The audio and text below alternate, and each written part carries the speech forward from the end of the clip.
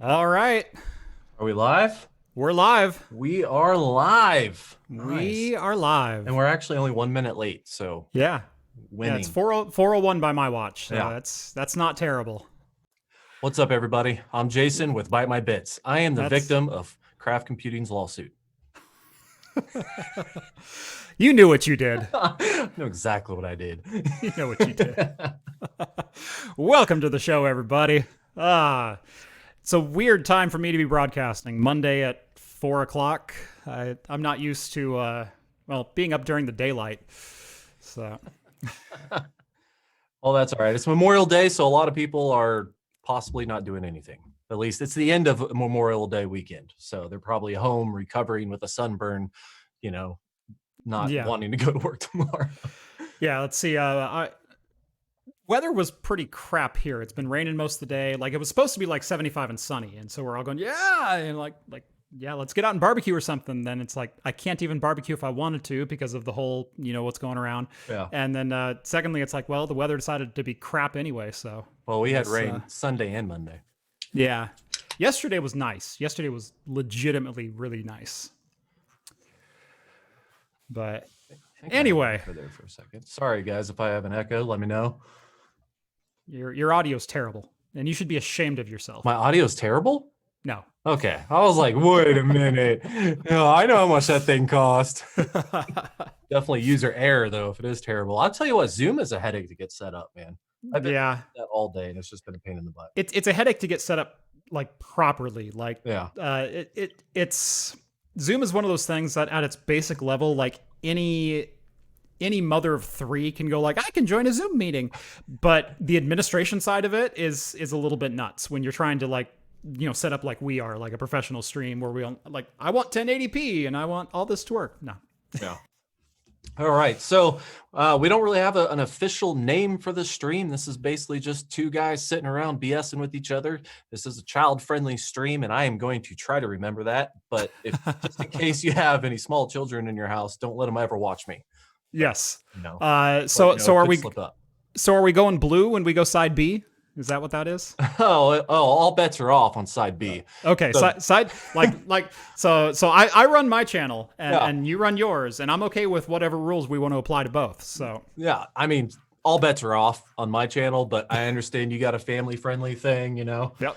So I'm gonna try to hold that in, and I appreciate adhering to the best standards possible. That's why I stuck to sending you beer, not other things. That's right. By the way, thank you for turning a lot of your viewers onto my channel. Well, I had to make up for the lawsuit, That's right. I troll hard, but apologize harder. Yes. Yeah. Apology accepted, Jason. That's probably the largest single donation in beer, I would imagine.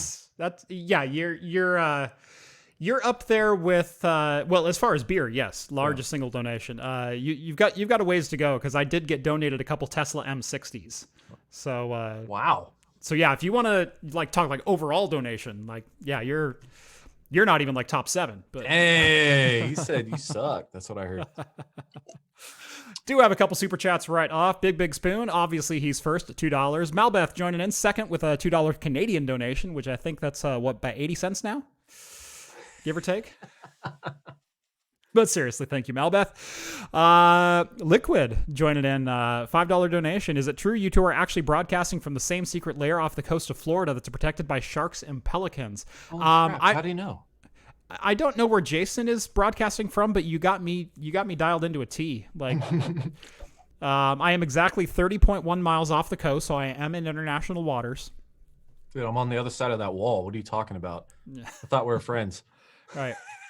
Well, technically, it's that wall. Oh, so, okay, yeah. Mine's colored white. Yours is red. Yeah. Jason painted his side of the wall white, just to throw people off the scent. Yeah. As far as donations, guys, thank you for the donations as always. But I will not be turning this live stream into a crap show of me just taking shots. I'm not taking shots for donations. I'm not chugging beers for donations. He says that now. I say that now, and I say that moving forward for the next 2 hours, I am not going to turn this into a donation. Jason gets hammered. I have to go to work tomorrow. So, I'm limiting myself to like 6 beers. Yeah, and so do I. So and six of Jason's beers is like 1.5 of mine. So I'm not even kidding. I went with a Fatality barrel aged stout. This is an 11.5%. 11. Wow. 11. That's Yeah, basically a wine. yeah. I don't even like those. That's just not even good to me. Look at that. It pours like motor oil. Yeah, look at Not that. even kidding. I did bring one specialty just in honor of the craft cheese name. Oh boy. That is Dragon's Milk. Oh yes.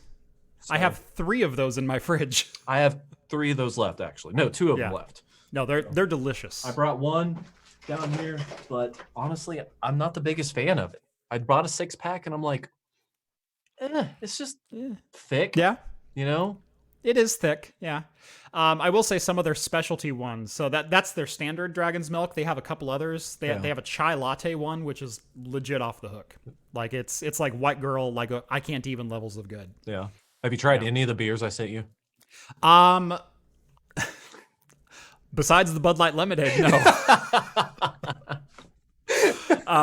So the thing is, we're in the middle of getting a new fridge. Like it was supposed to be delivered today, but I never got a confirmation that they're actually going to deliver it today. And so half of my fridge is empty right now. And so I legit have no spot to put your beer at the moment. So it's actually, I put it all into a single box and it's in my garage awaiting a new home. But we'll get there eventually. So much beer, you had to order another fridge is what that's what I heard. I'm not even joking. Fridge. It's basically what I heard. You're like, I got a collection now. That's right. Novella Hub, $5 donation. He's drinking a Montgomery Brewing Tiger King Juicy Hazy Double IPA, 8.6%. So we're keeping it real over on our side. And for some reason I have Cisco fan. It is I, BGP man. Whew.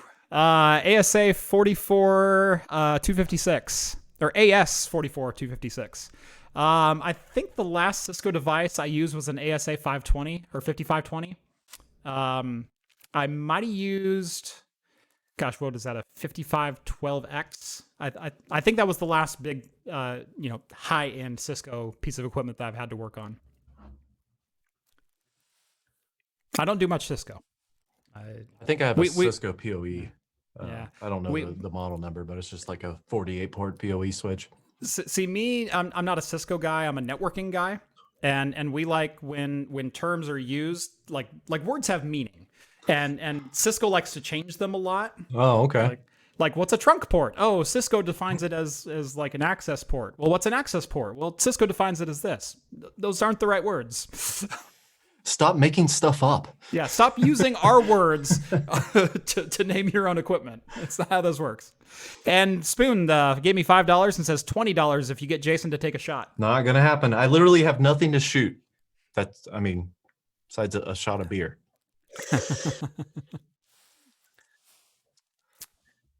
All right. We can't see Jeff's shirt well enough. Here we go. Oh God. There we go. Yeah. Yeah, you like that, Jason? Oh, that's mine. The old original lawsuit. Gonna troll right? You have to change before side B because that can't be on your show. You know what? That cannot be on your channel. That's a good point. That lawsuit. I don't want another one. That already cost me enough. Yeah, that was a lot of beer. Well, since we were talking about networking, one of the topics I wanted to pick your brain about is Wi-Fi 6. Wi-Fi 6. Yeah. And the real need or the use. And the reason why I bring this up is because Ubiquiti has come out with some new Wi-Fi 6 stuff. Yes. Yeah, it's in their beta stream right now, and it should be released very, very soon en masse. Wi-Fi 6. I'll say this. Everyone who goes, I need at least AC in my house because I need gigabit Wi-Fi, you're wrong. You don't. There are so many edge cases for Wi-Fi that hardline won't do better. And I know like getting hardline into your house can be difficult if your house isn't set up properly. I can only probably hardwire about 50% of my house if I really wanted to because of the layout of the walls and hardwiring's fun. I know. I've been all up and down the attic and wall. Oh, yeah. I don't know if you've seen that or not, but it's I've seen some of that. It's kind of jankety setup, but it works mostly. Sometimes. And that's all that matters in a home environment. If you can sling packets from A to B, you've won my vote. Yeah. Looks are secondary. But I'm actually doing an install in my in-laws' new house. Wow, hold on. J Dirt, I'm, $2. I'm getting a notice that my god frickin' What'd you do? OBS. What'd you do? Well, for some reason OBS dropped me to like a prehistoric levels of bitrate here. What? Like you dropped So- my freaking stream to 360p? Yeah, something like that. Yeah. So we're probably cutting out like mad. Now, no one's mentioning it in the chat, but I was broadcasting 4K 30 at 2.5 megs because thank you, OBS. Yes. Yeah. 2.5 megs. Yeah. So we're back up to 14.5 now. So All right, there you go. we'll should smooth out our stream. Only 11 minutes into it. Get your house in order over there, man. Come on. I'm working on it. You know, I've only got 50 megs up, so I only got so much to play with over here. I have burst at 45, but it's technically 35. So, but anyways, Wi-Fi 6. I think I wanted to bring up Wi-Fi 6 because I feel like people have this misconception, like you see him posting on Twitter, like, "Oh, I got my new Wi-Fi. It's so much faster." Like if you really think about Wi-Fi 6, though, it's all about packet optimization and serving more devices at the same time. Right. It's about serving more devices at the same time. So here's the overhead for Wi-Fi. If you didn't know, as far as the 802.11 spec, if you read gigabit Wi-Fi or let's even say 100 meg Wi-Fi, 802.11n, so 110 megs, 50% of your bandwidth throughput is lost to overhead. Yep. It is lost to actually establishing that connection and sending and receiving packets. So the most speed you can get on a 110 meg connection is actually 55 megabit. And that's under the most ideal circumstances in like a, noise isolation room, the electronic equivalent to a hyperbaric chamber. Is when you can get 55 megs. Yeah, perfect world scenario type. Right. Yeah. Typically on Wi-Fi, so even gigabit Wi-Fi, the most you'll see is between 400 and 500. I've seen some real world use cases getting upwards of about 620, but that's really it. So you're not getting gigabit as far as the end client. You're getting gigabit as far as the full overhead. Yeah. And you're lucky to get 50% of that in most cases. Yeah. The other thing with Wi-Fi is it can only serve one client at a time. And so if you have 30 devices and they're all trying to access packets off your network, they're all standing in line. They're all standing in line. Yeah. It's a ye old-fashioned British queue. Yep. It's, oh, you want a packet? Here you go. Next, here you go. Here you go. Here you go. Now, it does this really quickly. In the grand scheme of things, even if you do have 30, connected devices, it does it relatively quickly. Right. Considering what it has to do. So relatively quickly, but if you start adding up the millisecond latency that starts to introduce, times 15, 20, 30, 40, 50 clients that are sitting there waiting for their packets, it does add up fairly substantially. Yeah. I mean, the more devices you have on a home network, the worse your connections are going to be. And since we're in an Internet of Things era where every freaking light bulb is connected to your Wi-Fi. What? Oh, yeah. As you look up, like, oh, yeah. Right. So that's where it starts congesting, because even if it's not transferring data, they still ping those devices. Be like, hey, psst, you there? Yeah. Okay, cool. You still need something? You there? Hey. You need anything? You're good? Okay, yeah. I'm here, bro. Yeah, I they're got you. constantly doing that. So if you have 30 devices on your network, even if you only have one active, it's still waiting for the other 29 devices to respond before it can feed it data. So Yep, exactly. But that's where Wi-Fi 6 comes into play. Right, and with most Wi-Fi, you can only run at the speed of your slowest client. And so if you have a client that is on your 5 gigahertz network that is only capable of 802.11n 100 megs, that's going to drop the speed of all connected clients down to 100 megs because it can only negotiate that one signal. Yeah.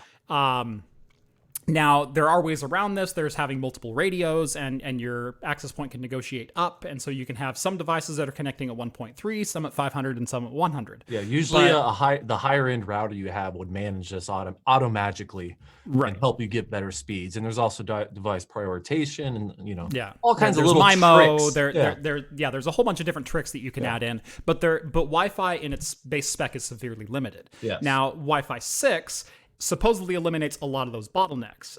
It allows you to serve multiple devices at the same time. It allows, it reduces the overhead drastically on what is actually required to make and keep a connection.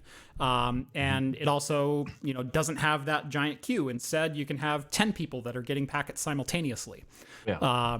And so Is it necessary for the home network, I think, is your ultimate question. That's my question. So Ubiquiti, they're coming out with these new devices, and I'm gonna wait till they come out with like bigger versions of it because I want to create a microwave in my house. But really, for me, it's all about the content. Like I want to make a video about doing it. But when I really sit down and think about it, I have what 15 Internet of Thing devices and maybe another 10 wireless devices, and that's on a that's overshooting it for sure. Right. So it's like, and most of those devices don't even support AX or Wi-Fi 6. Right. So, does it really matter? And your clients have to support it. If your clients don't support it, they're going to fail over to AC or AX or N, depending on your case. I'm never saying that's not a reason not to upgrade just because other stuff doesn't support it. I'm all about totally stuff. Yeah, for sure. Yeah. But does it really help right now that much to want to go down and drop $400 on a router? Yeah, and at the moment, you really have to look at what devices do you have. Do you have devices that'll support Wi-Fi 6? Are you working primarily off a laptop that does have Wi-Fi 6 and I need, gigabit plus access to my storage server? Well, in that case, yeah, Wi-Fi 6 is probably a good upgrade for you. If you're going, well, I want a Plex stream to my Roku device, Wi-Fi 6 is going to do jack all for your for your speeds. So yeah, Big Spoon called you out. Did you see it? I didn't. Are you throttling ByteMyBits stream just like you throttling Hop stream? You see how fuzzy I look? This is all because of Craft. I prefer to see Jason as fuzzy as humanly possible. Oh, yeah. Yeah, I don't blame you. So, someone on Twitter said, boys, make sure you mind your social isolation if you're gonna be live streaming together. And I said, Jason's in Kansas, and that's still not far enough away. Still too close, bro. Still too close. Yeah. Back up. Keep your distance, man. We also had another one. Says I use 2 Cisco AirNet 3702i wireless access points. Mm-hmm. See, I want to get some of those pucks that they're coming out with Ubiquiti, but I want a higher end one for absolute no reason. But I literally have no point to have it besides just the flex. So on your end, do you think you would have any need right now to upgrade to like a new Wi-Fi 6, let's say Ubiquiti puck? I have an AC Nano and 2 802.11n Pro units from Ubiquiti. I have no reason to upgrade even from my N units for most cases. From a performance standpoint, that probably is more than enough for what you need. Right. What are you doing on your Wi-Fi? And I've got 2 kids and a wife, and they all have tablets, and they've all got devices, and my entire upstairs is on Wi-Fi. I don't have a single hardline point upstairs. And it's like, what are you doing? Oh, I'm watching Plex at 7 megabit. Are you noticing issues? Right. And it's not even are you noticing issues? It's what does your peak performance look like? Oh, I'm streaming Plex at 7 to 10 megabit to my tablet. Then 802.11n is fine. Yeah. So WRT 54G. Right. And then upstairs I've got the AC Nano, and that thing just kicks. I've got a couple of different AC devices up there. I've got a couple of different laptops, and they all just fly on that thing. I mean, I'm getting 450 in my house on AC Wi-Fi, which is darn respectable. Yeah, I can get 400 to 500 on my iPhone with the 5,000. I think it's a 5,000 AX from TP-Link, but it's only an access point. I use a pfSense, but I use that as an access point. So, but you know what? The good thing with the whole Wi-Fi 6 and Ubiquities, those pucks coming out, is that a lot of the older enterprise stuff is going to come on sale, which is always nice. When major upgrade comes out, it makes all those used things coming on sale super cheap because they're everywhere. So, which actually segues into our next. Yeah, what you got next? Because you've got our agenda. I'm just handling the technical details as usual. Oh, you I thought I sent it to you. I have it somewhere on the Twatter sphere. Yeah. Okay, so the next one. Hold on, I got a couple of super chats. So Go ahead. Cisco. Go ahead. We got Big Bing Spoon $1.99. Is it true you are both not wearing pants? Well, why would we wear pants? Why would we wear pants? That's weird. That's a weird question, bro. I'm in my house. Why do I need pants? I'm in my house by myself in my own basement. That's right. You really think I'm gonna wear pants? Joshua says, my name is Derp and I'm ByteMyBits' biggest fan. And he gave me $2. Hi, Derp. Thanks for donating to my enemy. I appreciate it, bro. I appreciate it. I'm going to go buy craft beer with that money. Oh, God. He'll need to donate like 3 more times though, so I can afford like a cheap one. Oh yeah, you know what? I'm not even worried about it because J Derp, he always flexes his American Express. He's like, dude, you can cancel and reverse any charge. He said that multiple times. So yeah, That's just awesome. expect that flex. Then he said, I got dual gigabit ISPs just to go fast. He claims. That's also not the way that works because He took a screenshot of his speed test being almost 2.6 gigs, I think, or 1.6 gigs. Okay. I don't believe him. I told him it was Photoshop, but I'm still waiting for him to really prove it. But Right. he posted screenshots proving that he aggregated them correctly. Right. You can aggregate them, but here's the thing. Even still, some endpoints won't accept the aggregate. You'll still only negotiate to one. Yeah, it's like literally an Trust me, impossible. this is what I do for a living. living. Like how do I send this to 2 IPs at the same time? Right. Unless you have like one of those, what is it, mushroom cloud? No, you could technically have multiple WAN connections coming to a PF Sense box. That's what he did. But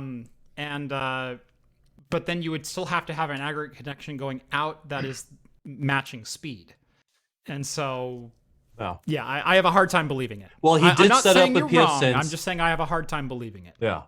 He did set up a PF Sense and he did take a screenshot, but I still have my doubts because I know not as much as you when it comes to networking stuff, but I have a fundamental amount of knowledge to think, well, if you really like try to download a 10 gigabit or 10 gigabyte single file, you're probably only going to be able to use your fastest connection. If you're speed testing, what it usually does is it tests multiple streams, and so you could in theory, have PF Sense sending to multiple servers at the same time, and then you're recording the aggregate.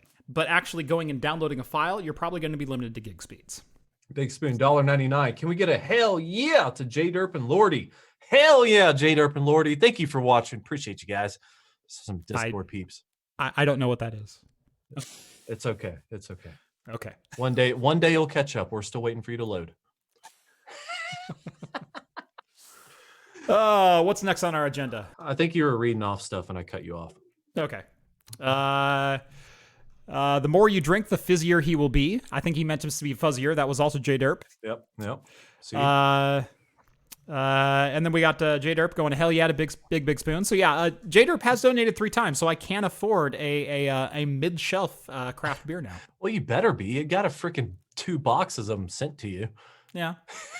Doesn't mean I don't need more. Some of those are pretty exclusive. Some of those are really good. Let's take a small beat, and I'm going to give you a little bit of an acknowledgement. I was thinking about the whole craft beer thing, right? When I walked into this store, and I was like, where's all your crafty crap that's really just kind of, Kansas focused? And she's like, over there. I'm like, I want one of everything. She's like, there's a lot.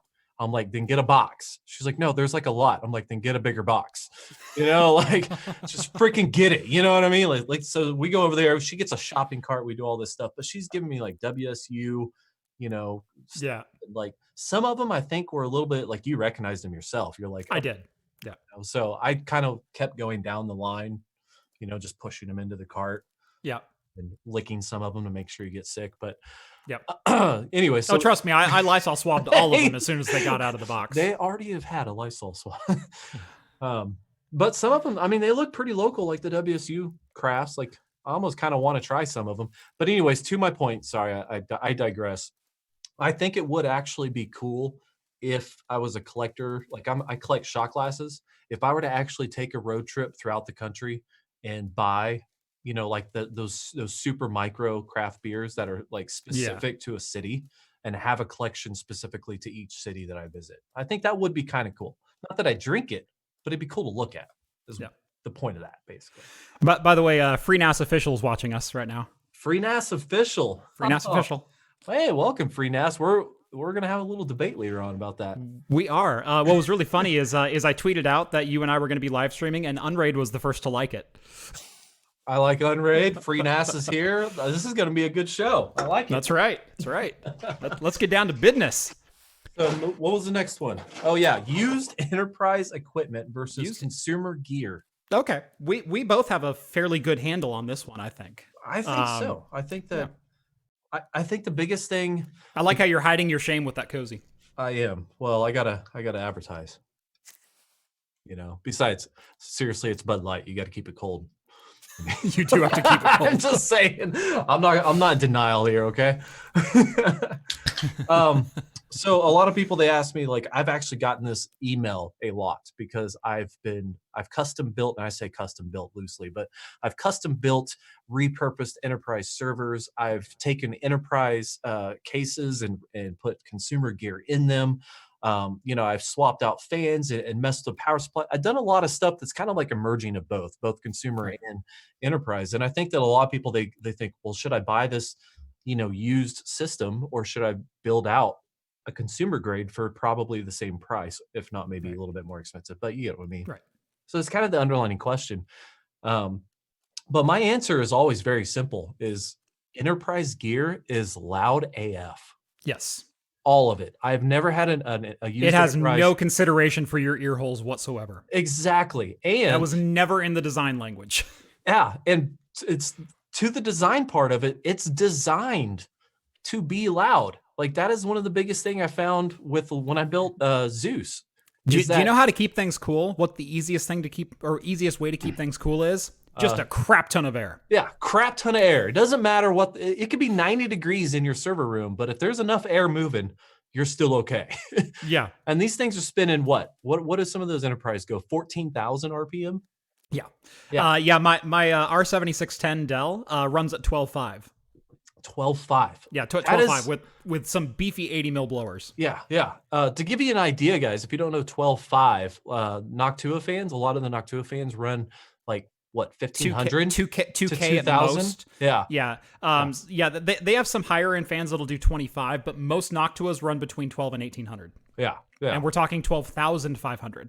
Yeah. Now those are really great designed fans, so they still move decent air, but Yeah. they're not really moved for quantities of air, or they're not really made to, produce quantities of air. They're more of like just being quiet. They're aiming for the middle ground, which Yeah. is I want to move enough air to keep things cool and yet not run fast enough that people still hear me. And whereas enterprise gear, they went, we're in another room. I don't care.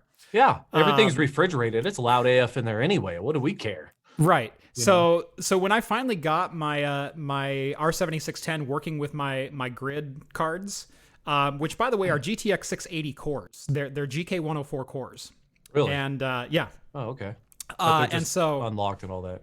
yeah, they're compute cards, but they're the same exact GK104, which the GTX 680 under full load would run 82C pretty easily. Now these are clocked down by about 100 megahertz. Instead of being a 1.1 gigahertz, they'll only boost to 1 gigahertz.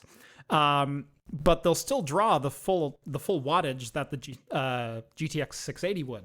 Yeah. With these blowers pointed at them, they peaked at 50 degrees. Oh God, that is a lot of air. That's air cooling. 50 Wow, degrees. that is a Dual lot of air. GK104s. Yeah. Wow. So Okay, to give you some context. So I think I remember watching a server video of your servers, but do you have like leftover enterprise gear that you run? I run both. I've had great success with both. Yeah. And this is even like, like personally, like before I started the channel, I've had great success doing both. Then let me ask you, if I said, Jeff, you have $5,000 to build yourself a new Plex / VM machine. Home built. 100% home built. Would you use an enterprise like rackable case, or would you just use like a desktop like stand-up case? Well, see, rack versus desktop, I think is kind of inconsequential because at the end of the day, it's just what form factor do you prefer? Versus enterprise gear versus consumer gear, I think is a different conversation of you're using older high-end hardware versus newer lower-end hardware. Yeah. And so I prefer rack mount, but my FreeNAS server, hi guys, is my current FreeNAS server is actually a little bit underpowered. It's a Z370 motherboard because I had one on hand. Yeah. But it's an i3-8100 with 32 gigs of non-ECC memory. It's not a powerhouse. Wow. Yeah, it's running it's running 4 cores, 4 threads. That's all it is. I mean, Right. I expected more, but I don't know why. Right. Now I'm the Chinese X79 guy. Why didn't I just throw a 2650 8-core at it? And the end of the day, it didn't really need it, and the power draw was like inconsequential between the two. I think that's what it really comes. comes down to is like, what do you think you're going to use it for? I mean, Right. I have an RTX 4000 and a Ryzen 3900X. shy of using folding at home, I don't really Mhm. flex it that often. Right. I should, but I don't. Yeah, my 7610, that's going to be my new VMware server, and it's 20 cores, 40 threads altogether. Yeah. And I don't need a quarter of that power. Yeah. For the things that I do. Like I said, unless I'm doing folding at home or cloud gaming or something like that. Yeah. But honestly, it's going to be a sliding scale, and it's always a sliding scale, and it's always depending on where is the market at for used enterprise gear, and is it moddable to be home use? That is, can I put quieter fans in it? Can I unplug some fans and not have the system like refuse to boot? Because some, enterprise gear can be funny sometimes. If it's missing a component, it'll go, sorry guys, I literally can't even right now. Yeah, exactly. And it'll like errors, like alarms will go off. Yep. Like if I have 4 power supplies in Loki. If I pull one of them, it will just scream bloody hell at me. Like, beep, beep, beep. oh no, it's constant. It's beep. Oh, it's just a solid. Yeah, it's just solid. Ooh. Just solid. At least mine beep. Mine have the courtesy to stop every once in a No, mine screams like it's getting murdered.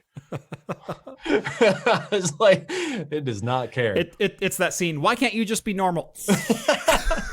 But that kind of goes back to the whole enterprise versus consumers. Mm-hmm. When you're building your own, which you said you would do if you had $5,000 budget, right? Mm-hmm. So if you're building your own, you are buying parts that are designed to be, compatible with other, basic form factors like a standard ATX or, an eATX, that sort of thing.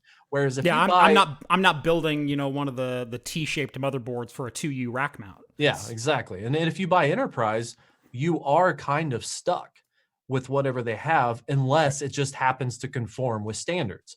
Correct. So, for example, my four power supplies, that's just the way it's built. It has these little slots, and I can mod it, and I could take it out, and I could make it work with a regular power supply, but really, it wouldn't be pretty. It's just not really built for that, right. So and that's kind like of the win and lose with enterprise stuff. Like I said, it's always a sliding scale with used enterprise gear. Whereas consumer gear is always a constant. You know what's available. Yeah. You know what the prices are. They have a standard. They have a standard. Your standard will work. Yeah. Used enterprise gear can be fickle to work with. Where I can get online right now, and there was a deal going not long ago on a dual 2011 socket board.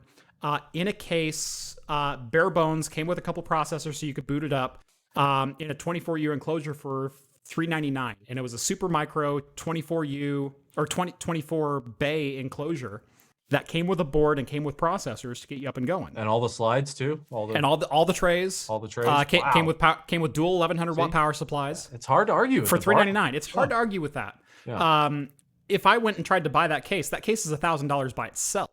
Yeah. If I bought brand new. Yeah. And so in that case, used enterprise, that totally makes sense. Yeah. Versus what is my actual use case? And it might be something that's far lower than that.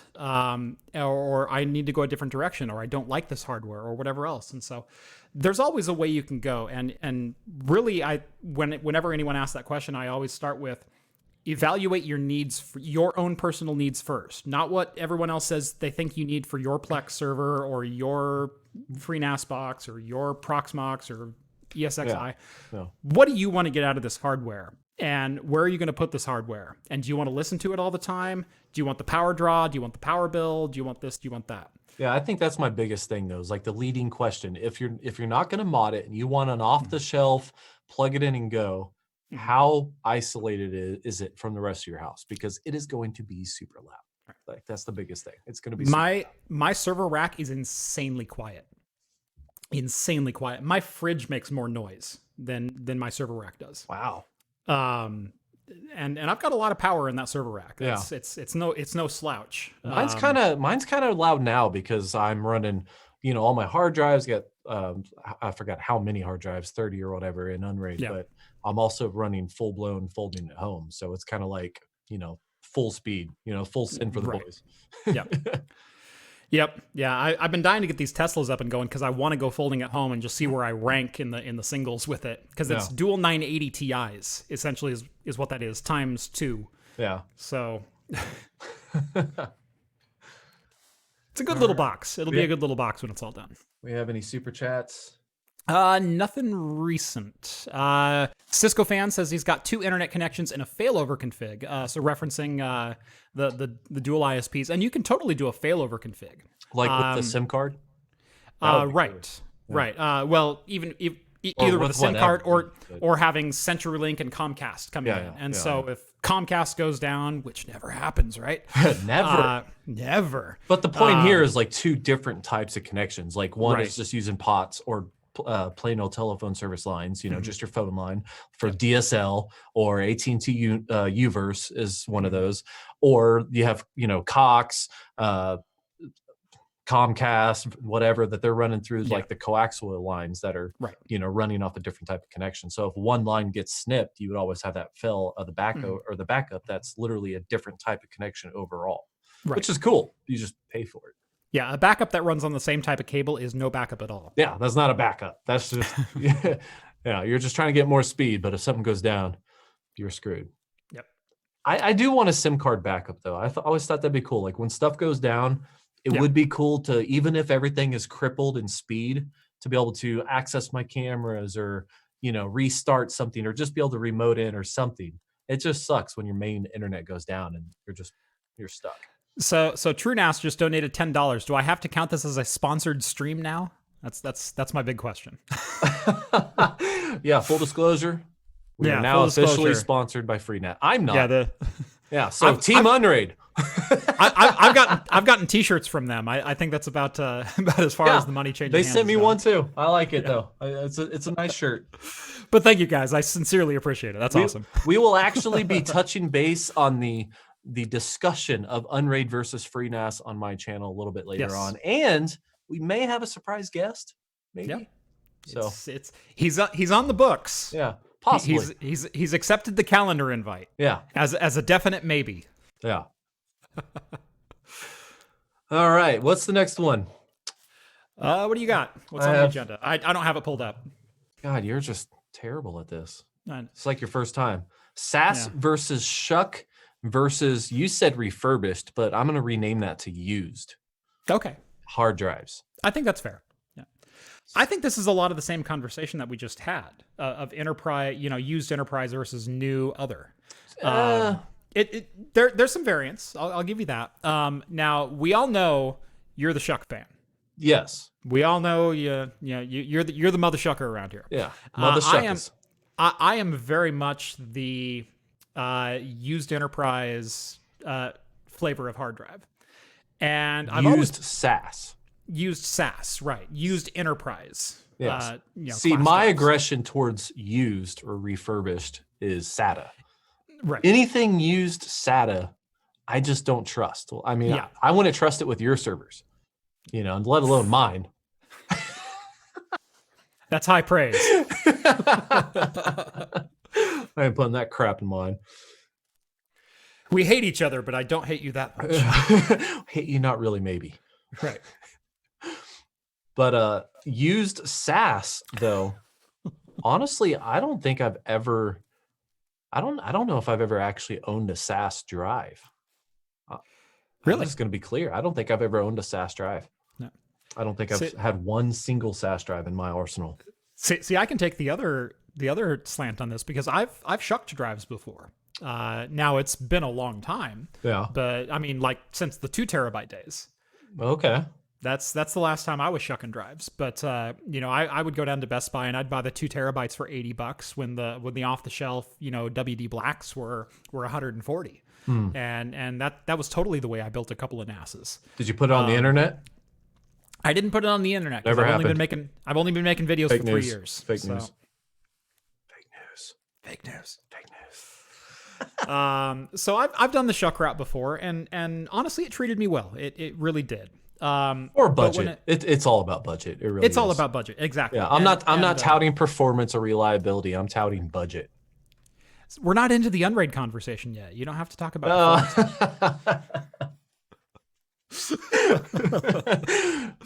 Hashtag FreeNAS. No.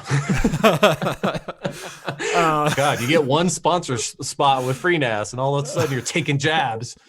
Jeez. Do I need to go change my shirt? I have one. I feel like you should now. Jeez, now you're sponsored. It's ridiculous.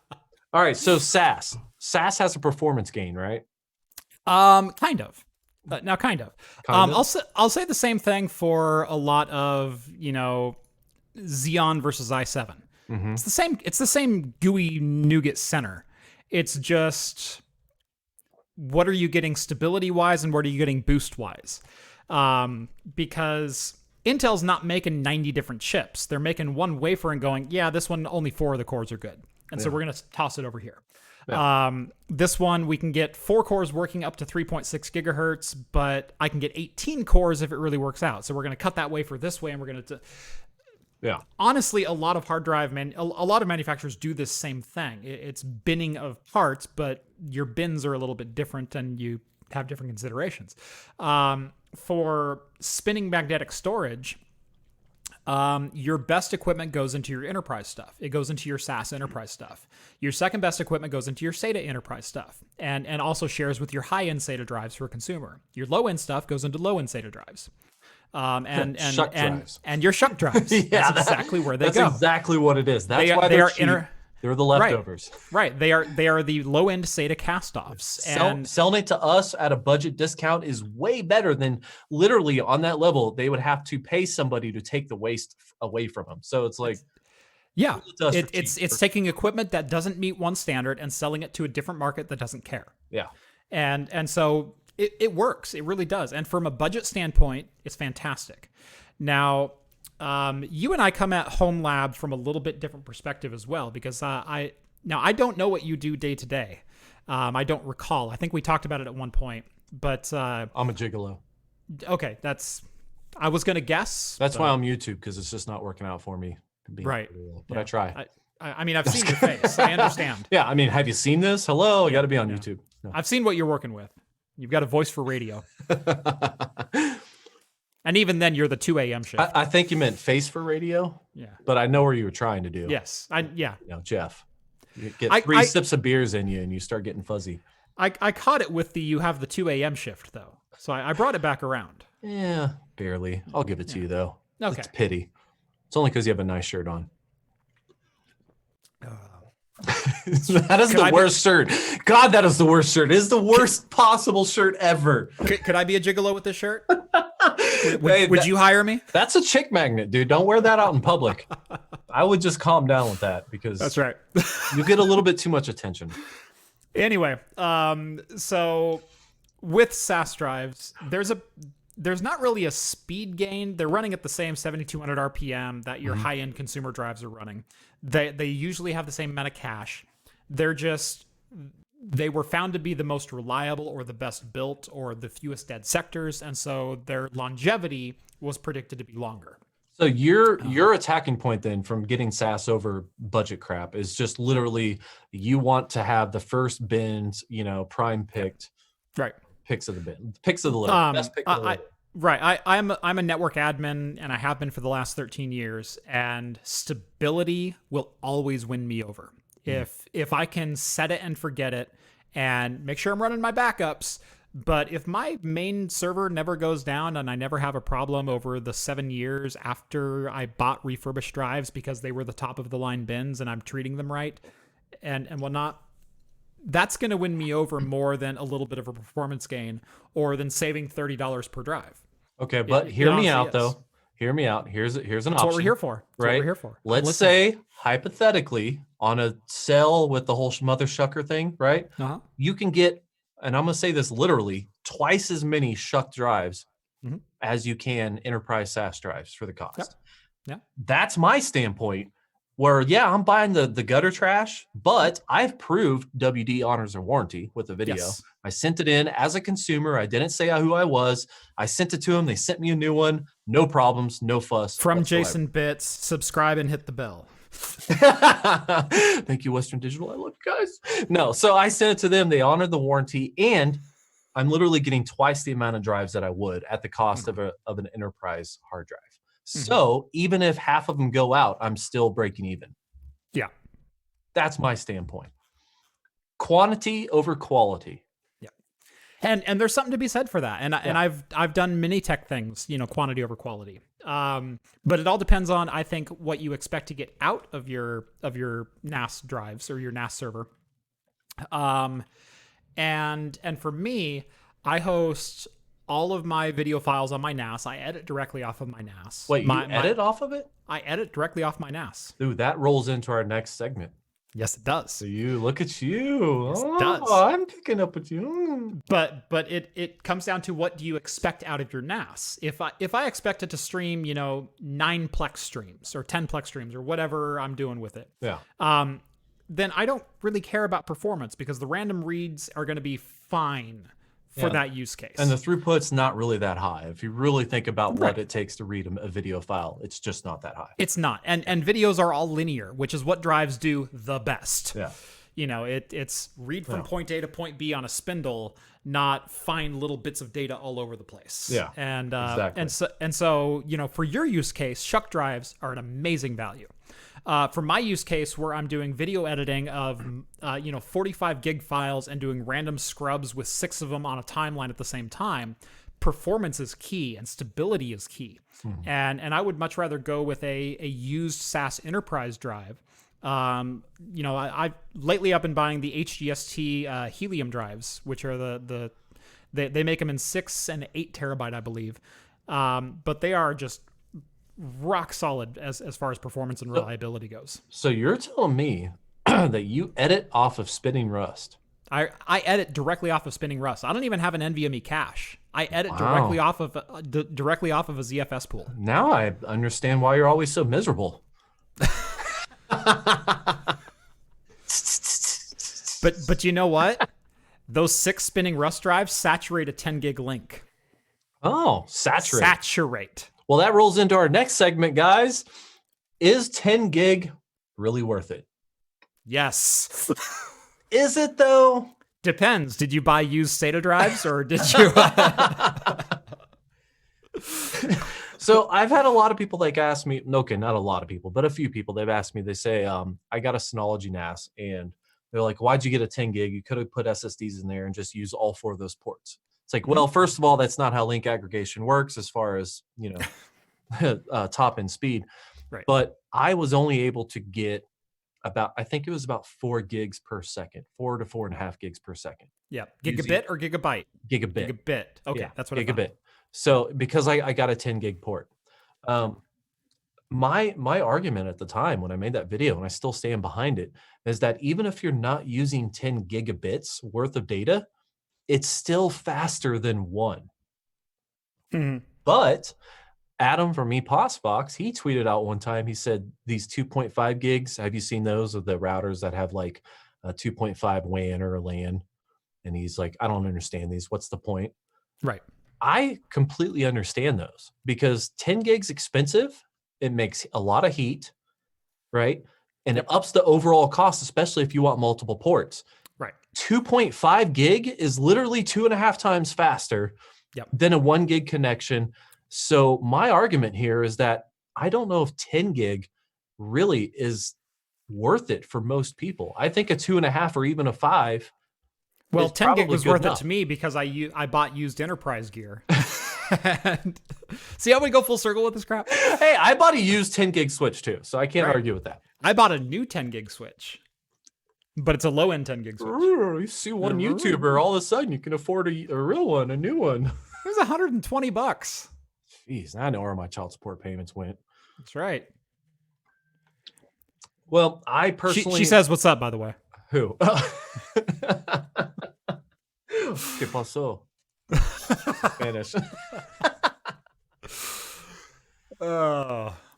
So I don't know. I think for the average consumer, though, I don't know if really 10 gig is worth it unless you can really take advantage of it or if you have like a real use case for it. I think that if you can get a cheaper... I wish they made more switches that were all 2.5 gig ports and it was just a new standard. Yeah.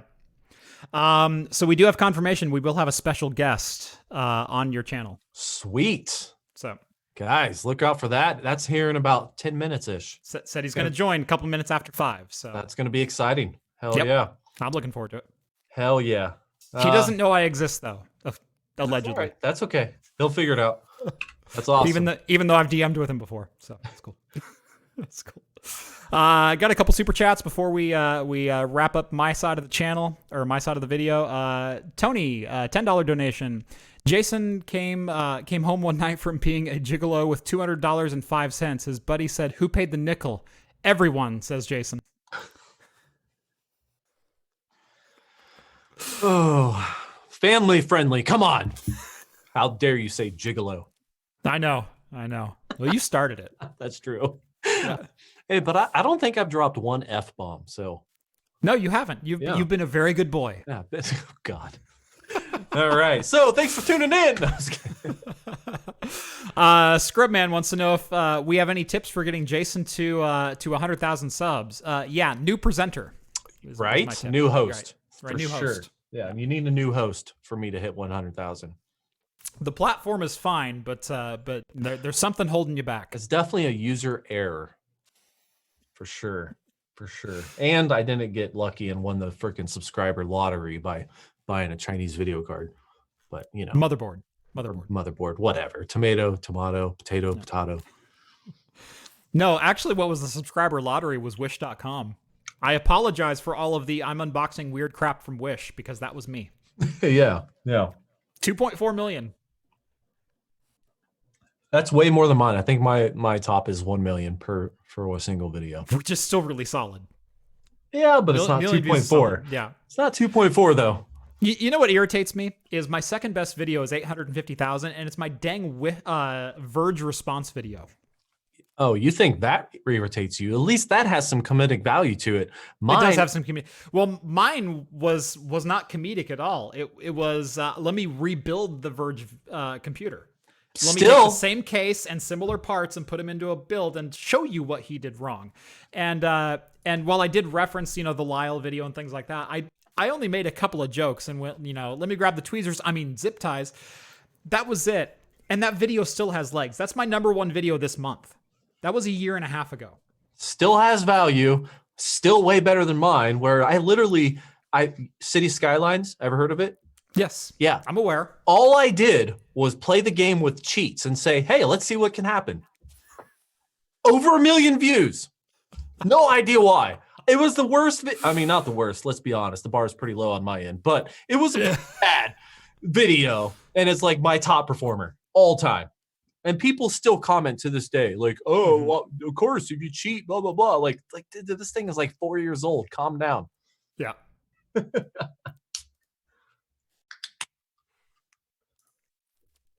Big All right, spoon, $1.99. $1.99. No more shots.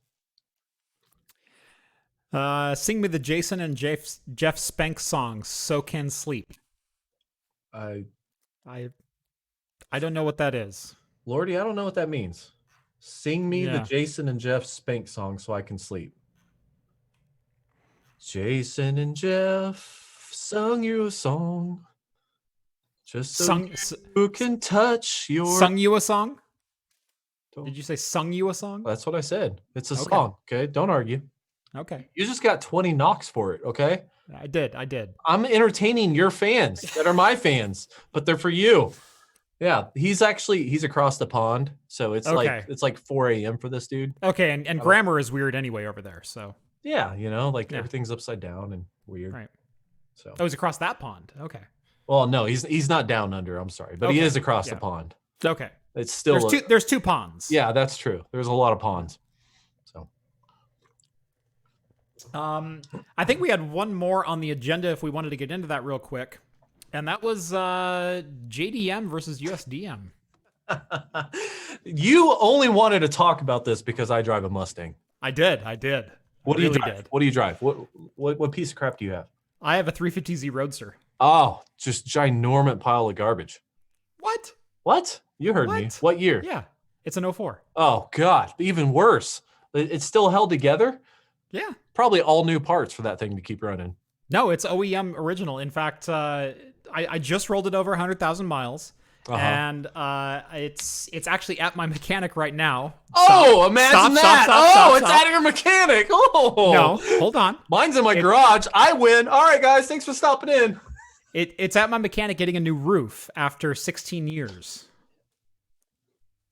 Really? I Yeah. would have never guessed. That's the only swapped part. What do you got, Mr. Mustang? Mr. Recall. I have an 013 Ford Mustang GT, and you're Oh, right. 13. I love you have to throw the O in there for some street cred. Oh, I blame Ted and Tyler. Yeah. It's like a podcast radio show. They say "oh" in As if front you of were every- confused that it was the 913 Mustang. That's what I say, but I've listened to it every morning, so it's like stuck in my brain. And every time I say it, I'm like, God, don't say that. Don't say that. But anyways, so I drive a 13 Mustang. Okay. And for the most part, I haven't had issues. I've seen the oil slicks. I did have a seal issue. I saw the oil slicks. Yeah. I follow you on Twitter. I had a small oil issue with the, but to be fair, it was a Walmart oil change. So, ooh, yes. Did you learn your lesson? I kind of did that to myself, and now I go to a different place. You did. The oil change is literally twice as much, but it's not pissing oil all over my lawn. Yes. So there's that. Yeah. So, okay. But for USDM versus JDM, which if you guys don't know, that's United States domestic market versus Japan Japanese domestic market. Yeah. Yes. And there's like EDM and all kinds of DMs. So I honestly don't really care if I like the look of it. I literally got my Mustang because I like the way a V8 sounds with an exhaust. It does sound really good. I'll give you that. It's not the fastest on the road, but it's not the Right. slowest, but it sounds great. I'm also getting a new exhaust in my Z because I wanted to wake it up a little bit. That's the other reason it's there. Did you by any chance, and I'm sorry if you did, watch the ATV video? I have not seen that one yet. Okay. The first thing I did, I bought it, I drove home, I did a test drive, I drove it back home after the test drive, and I chopped the exhaust off. Yep. I took a Sawzall, I was like, so it has no exhaust, straight pipe. Nice. And it sounds amazing. Yes. Faster. It actually made it slower doing that, but I don't care. See, you're speaking to my heart right now because I grew up riding quads and ATVs and dirt bikes and things like that. Yeah. My only dirt bike right now is a Chinese knockoff 250cc because I got it on Craigslist for like $400. But it runs and it scoots and it does just fine. But it gets the job done. It gets the job done, right? Well, this is a 2020 Can-Am Renegade 1000R XMR. It was. I spent that takes me back to like my Raptor days. Yeah, I spent 15 on the ATV, and I got another $4,000 in parts into it. So this is damn near. As soon as I'm done paying taxes on it, it's gonna be a $20,000 ATV, which is absolutely stupid. And I know that is absolutely stupid. It's stupid, and I love you for it. I accept it, but I had to do it. I had to do it. I don't know why. I just had to. So actually, I know why, because I have a Kimco. You probably never heard of that brand, have you? I have actually. Oh, you have. So I had a Kimco 450 Maxer. Okay. 31 horsepower. Yep. I was driving it down a dirt road and it broke down on me. Mm-hmm. It blew a belt. I pushed it half a mile before an old farmer drove by and towed me the rest of the way. And I said, you know what? F this thing. I'm freaking traded in right freaking now. Yeah. So now I have a Can-Am. Yeah. So nice. Yeah, like I said, I bought the dirt bike just so I could have a dirt bike because my dad moved away. He doesn't live in the area anymore. We always just rode his ATVs, and I'm like, well, he has ATVs. Why do I need to go buy some? And they're always where I need to go riding anyway. No one wants to own a pool. People just want to know people who own the pool. I just want to go swim in it occasionally, right? Yeah. And so I've never had to buy one, and then all of a sudden he's like, well, I'm moving away. It's like, oh crap, I guess I need to buy something. Now I need to support my own addiction.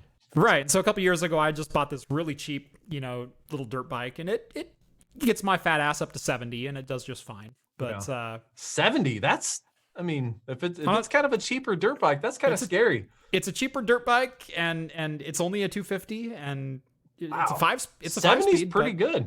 It does 70, yeah. I mean, mine is mudding based. It's not speed. Like it's geared for mudding, so it only does 65. But 65 is freaking scary with the tires on it.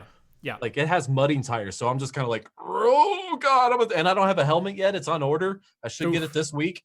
So I'm just like, oh God, I'm gonna die. But yes, we'll do it. Yeah, you should get a helmet. Hold my beer. I'm gonna go ride more. I don't want your face to look any worse. It's not possible.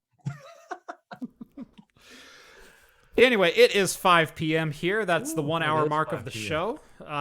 So I think we're gonna transition over to your side. Did you link in the description down below? I didn't. I'm God, so. What is wrong with you? Oh yes, I did.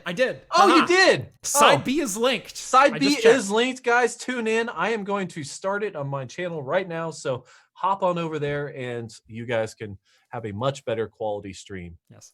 Thank you everyone for super chatting. There's a couple towards the end. I don't think I got to. Oh no, I think I got everyone. Big Spoon, more shots. Yeah, that was the last one. Okay, we're good to go. Thanks for watching, and we'll see you over there in just a minute or so. Thank you guys for tuning in. If you haven't already, definitely subscribe to me and get all those refunds on your donations because Jeff doesn't deserve it. That's right. Just Totally. Join his OnlyFans. Yeah. All right. Later, guys. Thanks for tuning in. Later on. See you on the flip side.